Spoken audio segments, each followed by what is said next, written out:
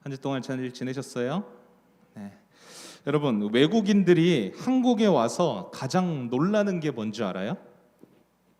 외국인들이 한국에 와서 놀란대요. 뭐 때문에 놀라냐면 제일 먼저 대중교통이 너무 잘 돼 있어서 놀란다고 하더라고요. 딱 인천공항에 내려서 대중교통만 이용을 해도 한국의 곳곳에 어디든 이렇게 갈 수가 있다고 해서 정말 놀란다고 하더라고요. 그리고 두 번째가 뭐냐면 어딜 가도 와이파이가 잘 터진다는 거예요.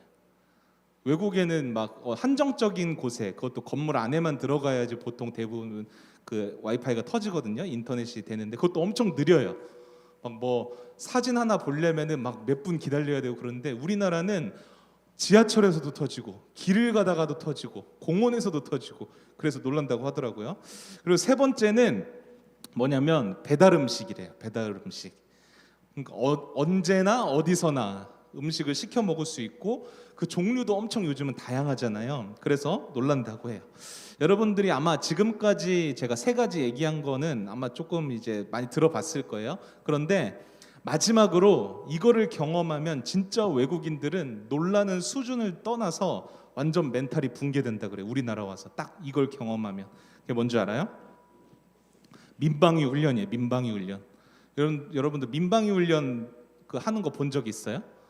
이 동네에도 그 하나? 막 민방위 훈련 뭐냐면은 막 길 걸어가고 있는데 갑자기 막 공습이 막 삐 소리가 나면서 막 울리고, 어떻게 해요? 민방위 대원들이 막 사람을 대피시키잖아요. 그 훈련할 때는 차도 통제를 시켜요. 도로에 차가 이렇게 지나다니면 안 되고 사람들은 막 대피소로 막 대피를 시키고. 여러분들 아마 이 훈련한 장면을 한 번쯤은 본 적이 있을 거예요.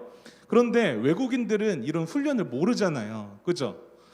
훈련이라는 게 뭐예요? 언제 터질지 모르는 그 전쟁 상황을 대비해서 시뮬레이션 해보는 건데, 지금 전 세계적으로 전쟁 중인 국가가 얼마나 되겠어요? 몇 안 돼요. 우리나라를 포함해서 몇 안 된단 말이에요. 그러니까 한 번도 경험해 보지 못해서 딱 그 민방위 훈련 상황을 딱 접했을 때 이게 훈련인지 아니면 진짜로 전쟁이 이 대한민국에서 터진 건지 이게 혼동이 온다고 하더라고요. 그래서 완전히 그 상황을 봤을 때 어떻게 하지? 어떻게 하지? 이제 외국으로 돌아가지도 못하잖아요. 전쟁 터지면은 멘붕이 온다 그래요. 여러분, 우리가 너무나 평온한 일상을 당연하게 누리고 있기 때문에 잊고 있었을 뿐이지, 지금 우리 대한민국은 여러분 어떤 국가예요? 전쟁 중인 국가예요. 전쟁 중인 국가. 좀 더 정확하게 표현하자면 임시로 전쟁을 하고 있던 거를 휴식하고 있는 휴전 상태의 국가라는 거예요. 그러니까 언제라도 지금 이 시간에도 북한군이 미사일을 막 한국으로 발사를 한다고 해도, 그리고 군대가 막 휴전선을 넘어서 공격을 해도 이상할 것이 없는, 전혀 이상할 것이 없는 전쟁이 진행 중인 국가라는 거예요. 군대를 다녀온 남자분들은, 선생님들은 다 알겠지만 언제라도 전쟁이 터지면은 전역한 예비군이라고 할지라도 다시 그 전쟁터로 끌려가야 돼요. 전쟁에 바로 투입이 돼요. 예비군이 끝난 민방위 대원들조차도 국민들을 전쟁이 터지면 안전하게 대피시키고 보호해야 하는 그런 임무를 감당해야 하는 거예요. 여러분, 왜 우리나라만 아직도 성인 남성들은 군대를 입대해야 되는 게 의무이고 당연한 줄 알아요? 여러분, 예비군 훈련이니 뭐 민방위 훈련이니 뭐 대피 훈련이니 이런 거 왜 하는 거예요? 우리는 지금 전쟁 중인 국가이기 때문이에요. 전쟁 진행 중인 국가라는 거예요. 전쟁이 진행 중인 상태에서는 언제든지 적들이 공격해 올지 모르는 상황을 준비하고 있어야 한다는 거죠. 미리 준비하지 않으면 어떻게 돼요? 여러분, 혹시 역사 배우면서 6.25 전쟁이 왜 터졌는지 알고 있어요? 6.25 전쟁이 왜 터졌어요? 방심했기 때문이래요. 그 당시에 1950년인데 그 당시에 군대는 오늘날처럼 이렇게 군대 시설에 잘 갖춰지지 못했다고 하더라고요. 그래서 주말이 되면 대부분 군인들이 외박을 나가서 집에서 휴식을 취하고 다시 이제 월요일이 되면은 출근을 했다고 해요. 군대로 다시 복귀해서 군 복무를 했다고 하는데, 미리 대비하고 적들의 공격을 맞은 게 아니라 군인들이 그 시간에 6.25 전쟁이 터진 그날이 언제였냐면 주일이었어요. 주일. 그러니까 그날 군인들은 다 어디 있었어요? 집에서 자고 있었단 말이에요. 휴식을 취하고 있었단 말이에요. 무슨 말이냐면 우리 앞에 아직도 우리를 해치려고 하는 적이 두 눈 시퍼렇게 뜨고 언제 쳐들어올까 궁리하고 있는데, 정작 우리가 준비하고 있지 않는다면, 대비하고 있지 않는다면 어떻게 돼요? 당할 수밖에 없다는 거예요. 그래서 전쟁이 진행 중인 우리나라는 언제든지 적들이 쳐들어왔을 때 방어할 수 있도록 훈련도 하는 거고요. 우리가 내는 세금 중에서 수많은 돈들이 국방비에 사용되는 이유가 바로 그거예요. 그런데 여러분, 아직도 전쟁이 진행 중인 우리 대한민국처럼 예수님을 믿는 모든 성도들 역시, 하나님 나라의 백성들 역시 전쟁 중이란 것을 알고 계세요, 여러분? 우리의 삶이 너무나도 평온하고 뜨뜻미지근하기 때문에 우리가 자각하지 못하는 것일 뿐이지, 성경은 뭐라고 말하고 있냐면요, 이 땅의 성도들을 목숨을 건 전쟁에 출전하는 군인들로 비유하고 있어요. 군인들, 그리스도의 군사들로 비유하고 있다는 거예요. 우리가 평범한 일상이라고 생각하면서 살아가고 있는 그 삶의 자리가 어디예요? 영적인 전쟁터라고 성경은 설명하고 있다는 거예요. 여러분 어떠세요? 여러분들이 삶을 살면서, 그러니까 신앙생활이라는 걸 하면서 전쟁 중이라는 사실을 기억하면서 언제든지 벌어질지 모르는 그 싸움을 준비하면서 여러분들 살아가고 계십니까? 많은 사람들이 이 사실을 잊고 있기 때문에 영적으로 공격이 왔을 때 너무나도 쉽게 무너지는 거예요. 여러분 잘 생각해 보세요. 왜 우리가 작은, 아주 작고 사소한 일에도 마음이 어려워지고 시험이 들고 막 자존감이 낮아지는 이유가 뭐예요? 성령님이 내 안에 계시고 나를 도우시고 지키시고 보호하신다고 하시는데, 왜 그런 성령님의 함께 하심은 보지 못해요? 왜 외롭고 늘 혼자라고 생각이 들고 왜 불안한 마음이 드는 거예요? 원인이 뭔지 아세요? 여러분들이 살아가는 삶의 현장이 전쟁터라는 사실을 잊고 있기 때문이에요. 그 영적 전쟁을 대비하고 있지 않기 때문에 조금이라도 공격이 오면 어떻게 해요? 그냥 바로 무너져 내리는 거예요. 작은 유혹과 공격에도 쉽게 넘어지고 낙심하게 되는 이유가 바로 이거예요. 여러분 잊지 말고 꼭 기억하세요. 우리가 살아가는 인생의 모든 순간은 죽을 때까지, 하나님 곁으로 갈 때까지 모든 순간은 영적인 전쟁터예요. 전쟁터. 오늘 본문에서도 사도 바울이 우리에게 뭐라고 권면하고 있는지 우리 본문 10절부터 12절까지 말씀 한번 볼까요?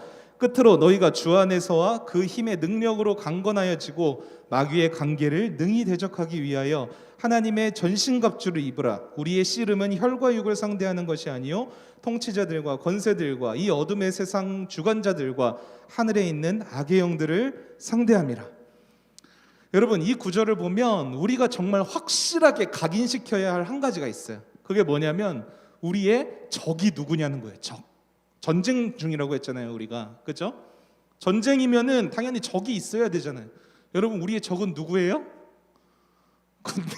군대에서 우리의 적은 누구, 주적은 누구입니까? 하면은 미국입니까? 일본입니까? 아닙니다. 북한군입니다. 이렇게 대답을 해야 된단 말이에요. 여러분 우리의 적은 누구예요? 잘 모르겠어요. 여러분 옛말에 이런 말도 있잖아요. 지피지기면 뭐다? 백전백승이다 라는 말도 있고 백전불태다 라는 말도 있어요. 뭐 둘 다 뭐 맞는 말 같아요. 이게 무슨 뜻이에요? 적을 알고 나를 알아야 싸움에서 100번 싸우면 100번 승리한다. 승리하지 못해도 위태로워지지 않는다. 이 뜻이에요.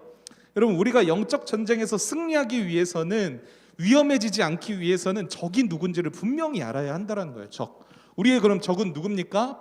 오늘 본문에서 사도 바울은 누구라고 이야기하고 있어요? 마귀라고 얘기했어요.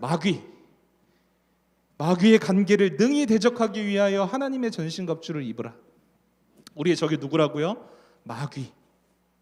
사람이 아니라는 거예요.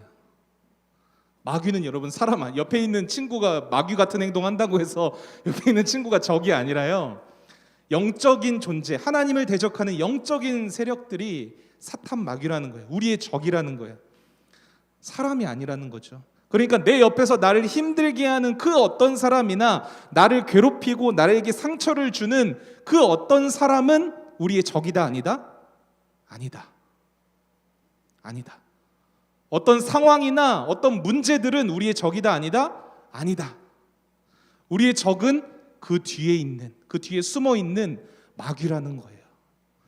여러분, 우리는 이 사실을 굉장히 잘 까먹어요. 그래서 누구랑 싸우라고 하냐면 자꾸만 옆에 있는 사람이랑 싸우려고 그래요.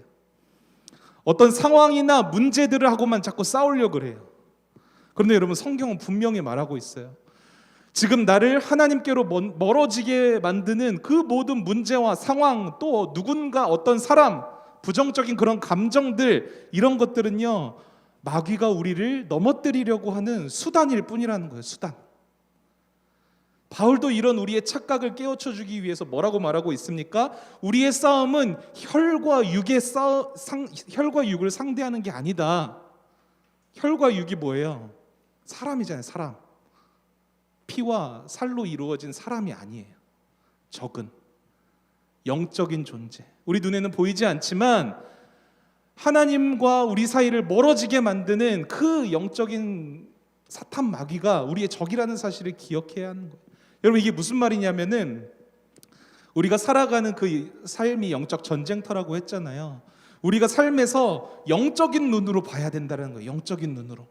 자꾸만 부모님이 하시는 말씀이 잔소리처럼 느껴질 때, 막 짜증나고 막 그럴 때, 친구와의 관계가 막 틀어지려고 할 때, 어떠한 상황이나 문제 때문에 내 마음이 막 무너지려고 할 때, 그리고 결정적으로 어떤 죄의 유혹 가운데 내가 넘어지려고 할 때, 심지어 죄를 짓고 나서도 회개하기보다는 그 죄를 합리화하고 정당화하려고 할 때, 여러분, 이런 순간들을 만나면요, 어떻게 해야 돼요?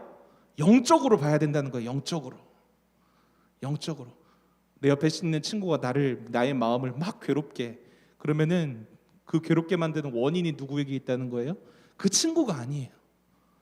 부모님이 아니에요. 어떤 문제가 아니에요. 사탄, 마귀가 나를 공격하는구나. 지금 마귀가 나를 넘어뜨리려고 하는구나. 내 마음에 마귀가 농간을 치는구나. 이거를 여러분 분별할 줄 알아야 되는 거예요. 뿐만 아니라 여러분, 이 마귀는요, 우리의 적은 우리의 약점을 너무나도 잘 알아요.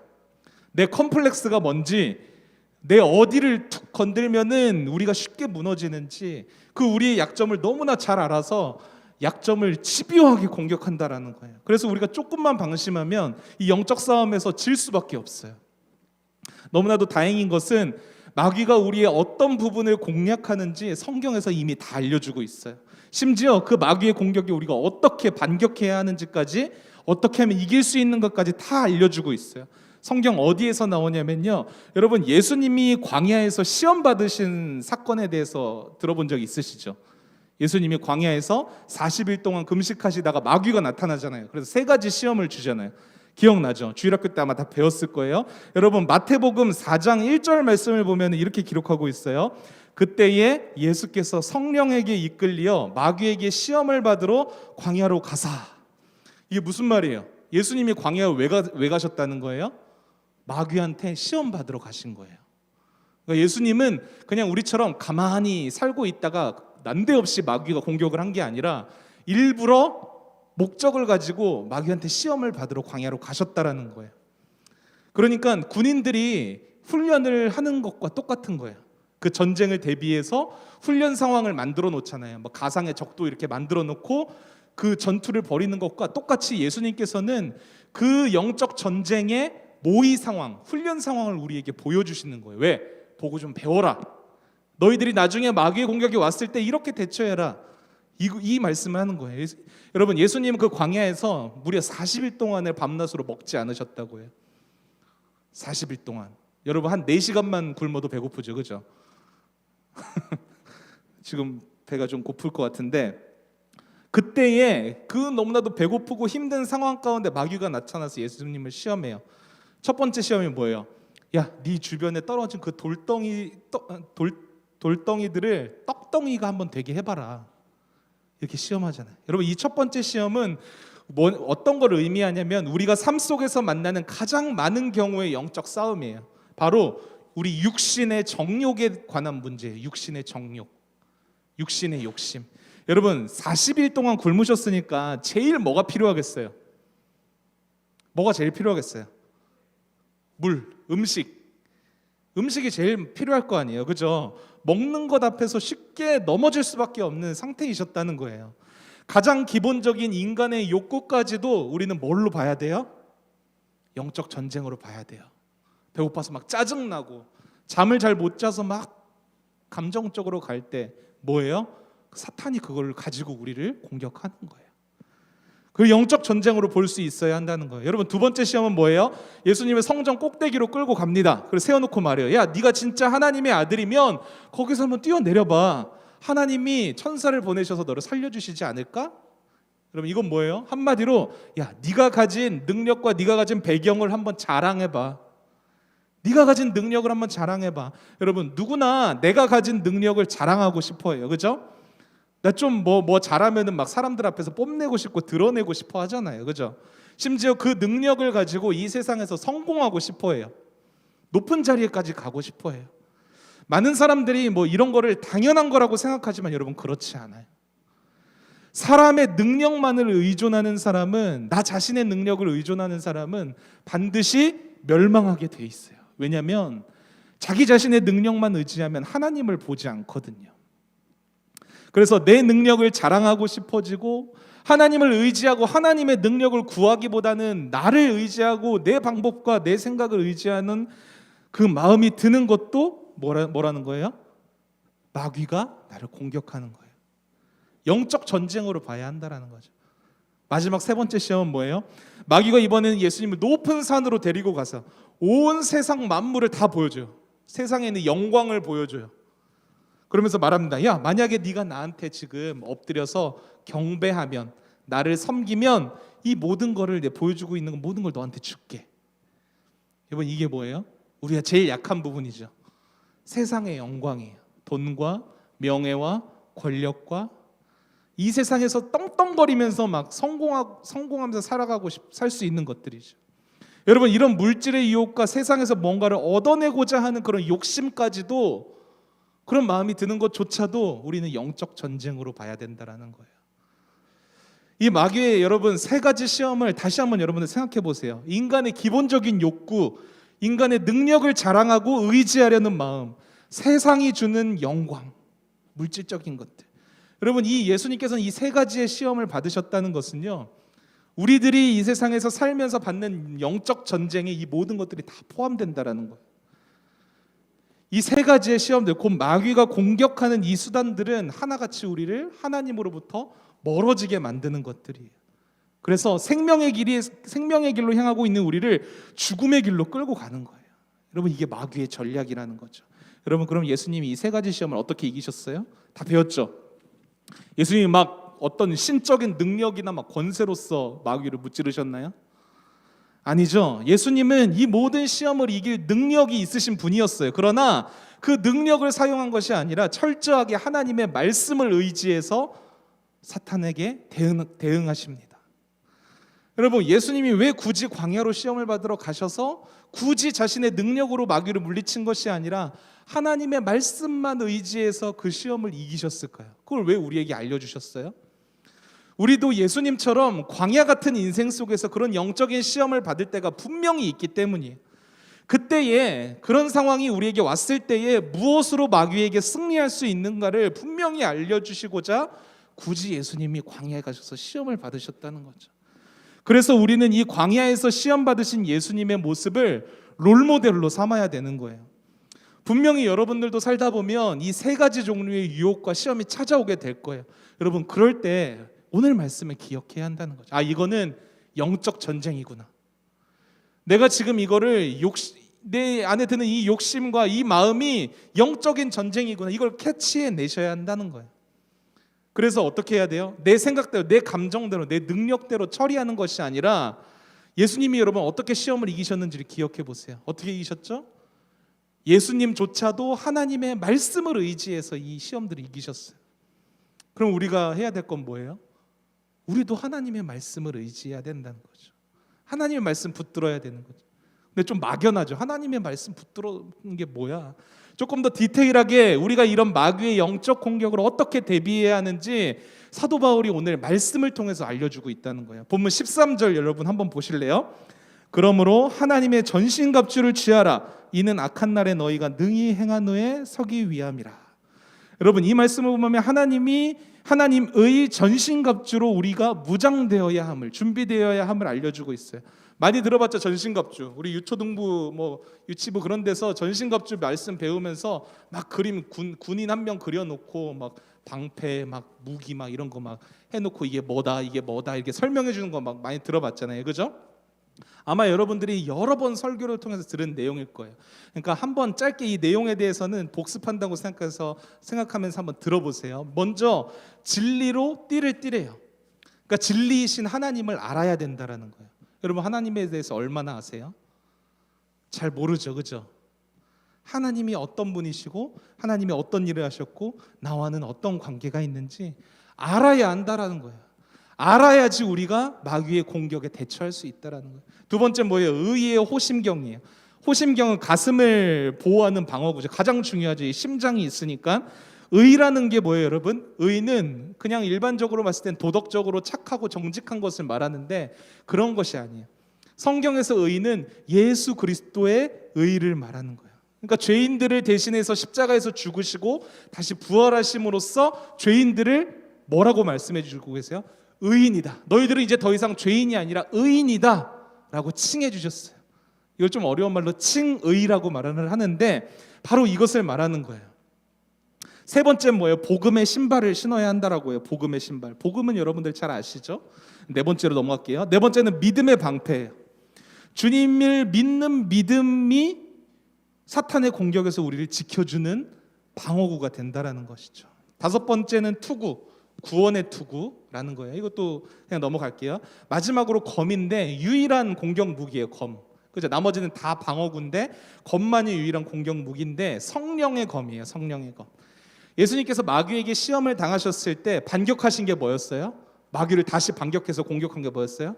하나님의 말씀으로 반격하셨다는 거예요. 무슨 말이냐면 여러분 성령님께서는 말씀을 통해서 역사하세요. 말씀이 없이는 성령의 역사가 나타나지를 않아요. 그래서 우리는 하나님의 말씀을 붙들어야 한다는 거죠. 자, 이렇게 전신갑주의 내용에 대해서 아주 간단하게 살펴봤는데 세부적인 내용들은 여러분들이 많이 배웠을 거예요. 그런 것들도 중요하지만 더 중요한 게 뭐냐면요, 이 모든 것들이 누구에게서 나왔냐는 거예요. 누구에게서 나왔어요? 하나님의 전신갑주잖아요. 의가 뭐예요? 누구누구 의, 이거 소유격이잖아요. 누구에게서 나온 거예요? 전신갑주는 하나님으로부터 나왔다는 거예요. 하나님께서 하신 일이거나 하나님께서 우리에게 주신 것들이에요. 이게 무슨 말이냐면 우리의 힘만으로는 영적 전쟁에서 절대로 이길 수 없다라는 것을 알려주는 거예요. 철저하게 하나님을 의지하고 하나님이 행하신 일들과 하나님이 우리에게 주신 것들을 붙들고 있어야만 영적 전쟁에서 승리할 수 있다라는 거죠. 그래서 우리가 이 영적 전쟁에서 있어서 실제로 우리가 해야 될 건 뭐냐? 실제로 무엇을 해야 하냐? 뭘 해야 되냐면요, 아무것도 하지 않는 것을 해야 돼요. 말이 좀 이상하죠? 아무것도 하지 않는 것을 해야 한다? 무슨 말이냐면요, 여러분들 힘을 좀 빼라는 거예요. 승리할 수 있는 능력은 여러분 우리에게서 절대로 나올 수 없어요. 우리에게서 승리하는 능력은 우리에게서 나오는 것이 아니라 하나님에게서, 오직 하나님에게서 나온다는 것을 기억해야 돼요. 전신갑주를 입어라 라는 말의 의미가 바로 여기 있는 거예요. 내 능력이나 내 열심이나 내 행위로는 절대로 영적 전쟁에서 이길 수 없다. 그래서 우리는 힘을 빼야 된다. 우리가 뭘 하려 해서는 안 되고 하나님이 우리를 통해서 일하셔야 한다. 하나님의 능력을 힘입어야 한다. 하나님의 열심을 우리가 입어야 한다. 이 뜻인 거예요. 여러분, 그래서 찬양에도 이런 찬양이 있잖아요. 너희는 뭐해라? 가만히 있어. 주가 하나님 되심을 알지어다. 여러분, 이게 누가 한 말이에요? 모세가 한 말이에요. 모세가 애굽에서 이스라엘 백성들을 이끌고 나왔어요. 근데 바로 왕의 마음이 갑자기 바뀌어 버렸어요. 다시 군대를 보내서 이스라엘 백성들을 잡으려고 쫓아옵니다. 바로 뒤에서 말과 병거를 탄 군대가 쫓아오고 있는데 이스라엘 백성들 앞에는 뭐가 가로막고 있죠? 홍해 바다가 가로막고 있어요. 앞뒤로 막혀있는 상황에서 이제 겁에 질려 부들부들 떨고 있는 백성들을 향해서 모세가 믿음으로 선포하는 거예요. 여러분, 출애굽기 14장 13절 말씀을 보세요. 모세가 백성에게 이르되 너희는 두려워하지 말고 가만히 서서 여호와께서 오늘 너희를 위하여 행하시는 구원을 보라. 너희가 오늘 본 애굽 사람을 영원히 다시 보지 아니하리라. 여러분 우리가 막 말씀으로 그냥 들었을 때는 굉장히 위대하고 멋져 보이는 믿음의 선포 같잖아요. 근데 현실도 그랬을까요? 아니요. 여러분 제가 만약에 이스라엘 백성이었다면 모세에게 그랬을 거예요. 야 무슨 말이야, 가만히 있으라니. 뒤에서 군대가 쫓아오고 있는데 가만히 있다가 죽으면 어떡해, 붙잡히면 어떡해. 차라리 우리가 애국 군대랑 좀 어떻게든 싸워라도 보자. 한번 싸워라도 보자. 정 안 되면 저 앞에 있는 홍해 바다를 우리가 어떻게 헤엄쳐서라도 좀 건너보자. 도망쳐보자. 인간적인 방법들을 다 생각했을 거예요. 우리도 그러잖아요. 어떤 위기의 상황이 왔을 때 그냥 가만히 있었던 적 있어요, 여러분? 가만히 있는 게 여러분 제일 힘든 거예요. 뭐라도 해보려고 하잖아요. 어떻게든 그 상황을 잘 모면하고자 우리가 어떻게든 방법을 생각해내잖아요. 그런데 여러분 지금 이 상황은 단순한 위기의 상황이에요? 아니에요. 어떤 상황이에요? 영적 전쟁 상황이에요. 영적 전쟁. 이럴 땐 뭐라고 했어요? 아까 힘을 빼라고 했어요. 힘을 빼라고. 우리에겐 이 영적 전쟁에서 승리할 수 있는 능력이 없으니까 어떻게 해야 돼요? 철저하게 우리 것을 다 내려놓고 하나님의 능력을 힘입어야 하는 거예요. 그래서 모세가 말하잖아요. 너희는 가만히 있어라. 이 말은 가만히 있다가 애국 군대들한테 잡혀가라 이 말이 아니에요. 너희들이 하려는 것을 멈추고 하나님의 일하심을 간절히 구해라. 결과가 어땠어요? 여러분 홍해 바다가 갈라졌어요. 심지어 그 갈라진 바다의 길을 이스라엘 백성들이 걷기에 불편함 없도록 하나님께서 마른 땅으로 만들어 주셨다는 거예요. 여러분 바다가 갈라지면 그 땅은 어때요? 질퍽질퍽한 진흙이 돼야 하는 거잖아요. 그죠? 여러분 봤죠? 바닷가 보면 그렇잖아요. 마른 땅으로 만들어 주셨어요. 백성들이 그 마른 땅을 걸어서 홍해를 다 건너갔을 때 뒤따라오는 애국 군대는 어떻게 됩니까? 다시 바다가 합쳐져서 모조리 몰살당하게 돼요. 여러분 이게 하나님의 능력을 힘입은 자가 얻은 승리예요. 영적인 승리는요 우리가 얻어내는 게 아니라 우리의 능력으로 얻어내는 게 아니라 하나님의 승리를 보고 경험하고 누리는 거예요. 하나님이 하시는 승리를 동참하는 거예요. 그래서 우리가 해야 하는 건 뭐냐면 내가 하려고 했던 일을 멈추는 거예요. 내가 뭔가를 하려고 하고 내 능력으로 어떻게든 해보려고 하고 그거를 일단 멈추고 하나님이 일하시도록 하나님의 능력만이 온전히 나타나시도록 나를 내려놓고 하나님을 의지하는 일, 이게 우리가 해야 하는 일이라는 거죠. 여러분 나를 내려놓고 하나님을 의지하는 것, 여러분 이거를 두 글자로 뭐라고 말하는 줄 알아요? 뭐라고 말하게 해요? 기도라고 말해요. 여러분 기도하면은 뭐부터 생각나요? 막 내가 원하는 거 들어달라고 요청하는 거. 여러분 그것만이 기도가 아니에요. 기도라는 건 가장 먼저 뭐가 전제되어야 하냐면요, 우리에게는 아무런 능력이 없습니다. 하나님 저의 힘으로는 할 수 없습니다. 이게 밑바탕이 된 게 기도예요. 내가 원하는 대로 막 답도 결과도 이미 다 정해놓고 하나님 이렇게 해주세요, 이게 기도가 아니라는 거예요. 기도는요 철저하게 낮아진 자리에서 섬기는 자리에서 하나님이 뭐라고 말씀하시든지 나를 어떤 길로 인도하시든지 내가 순종하겠다라는 태도로 엎드리는 게 기도라는 거예요. 여러분 하나님은 이미 우리를 구원하시려는 의지가 있으신 분이에요. 하나님은 이미 우리의 문제와 고난과 그 영적인 전쟁 상황에서 승리를 주시고자 하시는 분이에요. 그런데 우리가 그걸 가로막고 있어요. 하나님이 하시려는 걸 우리가 막고 있다는 거예요. 그래서 우리의 의지와 능력과 생각, 판단 그런 것들을 다 내려놔야 된다는 거예요. 여러분 우리 자신의 영적인 무능력과 연약함들을 여러분들 깊이 묵상해야 돼요. 나는 그냥 왜 이렇게 못났을까? 여러분 이 생각하라는 게 아니라, 자존감 낮아지라는 게 아니라요, 영적인 싸움 앞에서 우리가 얼마나 보잘것없는 존재인지를 여러분들이 깊이 묵상을 해야 된다는 거예요. 그것을 깊이 깨달으면 깨달을수록 여러분 하나님의 능력은 더욱더 여러분들에게 크게 경험되어질 거예요. 여러분들 찬송가 중에 예수 사랑하심은 이라는 찬양 아시죠? 그런 찬양에 이런 가사가 있어요. 내가 연약할수록 더욱 귀히 여기사 높은 보좌 위에서 낮은 나를 보시네. 여러분 하나님이 주목하는 사람이 어떤 사람이라는 거예요? 자신의 연약함을 알고 하나님께 엎드리는 사람. 그런 사람을 하나님께서는 귀하게 여기신다라는 거예요. 하나님의 시선이 그 사람에게 있다라는 거예요. 사랑하는 기찬말 여러분, 하나님께 엎드리는 자가 결국에는 승리한다는 사실을 기억하세요. 전신갑주를 입으라, 이 말은 어떤 무기를 갖춰라, 이게 아니라 우리의 무능력함 위에 하나님의 능력과 구원과 하나님의 의와 하나님의 영광이 덧입혀져서 오직 하나님으로서만 승리할 수 있다는 것을 우리에게 알려주고 있는 거예요.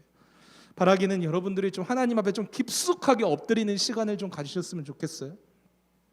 영적으로 흔들리려고 할 때, 막 무너지려고 할 때, 마음이 괴로울 때 여러분 다른 것 하려고 하지 말고 좀 하나님 앞에 엎드려 보는 시간을 좀 가져보세요.